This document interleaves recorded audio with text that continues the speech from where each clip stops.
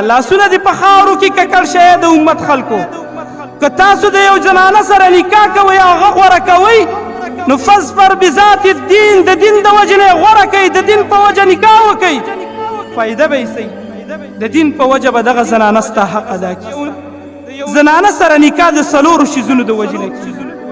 د څه د وجې نه کېږي د څلورو شیزونو د وجې لمالها د مال د وجې نه ورسره نکاح کېږي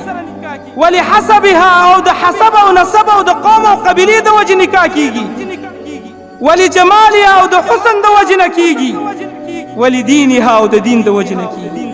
د څلورو شیزونو د وجې نه د جنۍ سره نکاح کېږي د ښځې سره رشته کېږي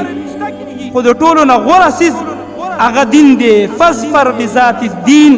تربت یداکا لاسونه دې په خاورو کې ککړ شوی د امت خلکو که تاسو د یو جنانه سره نکاح کوئ او هغه غوره کوئ نو فاظفر بذات الدین د دین د وجې نه یې غوره کوئ د دین په وجه نکاح وکئ فایده به یې صحیح د دین په وجه به دغه زنانه ستا حق ادا کړي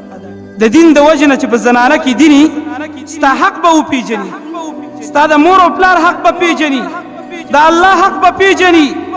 د بچو حق به پېژني ستا د بچو تربیت به په صحیح طریقې سره وکړي نو د دې د وجې نه که د خپلو بچو تربیت غواړئ نو د دین د وجې نه رشتې وکړئ په کور کې دین عام کړئ عمر فاروق رضی الله تعالی عنه ته وایي د 400 درهمو په بدله کې د هغه زنانه سره نکاح تړلې وه هغه زما مور ده نو هغه به زما څه تربیت د اولنی سټیپ زما د تربیت غلط اخیستی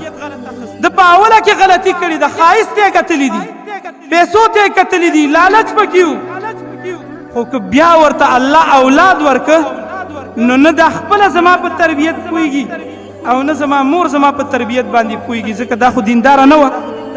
وی دویم حق تا ذکر که چې ښایسته نوم ورته کېږدي ما ته زما پلار نوم جوعل کېښوستی جوعل او جوعل ویلی کېږي د ګندګۍ او د ډیران چینجي ته ویلی کېږي په ګندګۍ کې چې کوم چینجي کېږي هغې ته جوعل ویلی کېږي وی ده زما دویم حق هم نه دی ادا کړی زما نوم یې جوعل کېښوستی نو چې زه د ډیران چینجی شوم زه به د ده څه حق ادا کړم وی دریم حق تا دا ذکر که چې د الله کتاب ته کېنئ وی زما پلار ما ته د الله د کتاب لرې خبره زه یې ورنږدې کړی هم نه یم د الله د کتاب نه یې لرې ساتلی نو ای امیر المؤمنین زه به د ده حق څه ادا کړم عمر فاروق رضی الله تعالی عنه ډېر حیران شو او پلار ته وایي ته راغلی د خپل زوی شکایت لګې ما ته تا د ده یو حق هم نه دی ادا کړی ته خو اول د ده حقوق پوره ادا که بیا دې د خپل حق مطالبه وکړه ته خو اول د پلار ولی حق ادا که بیا د زوی نه د زوی ولی حق ادا وغواړه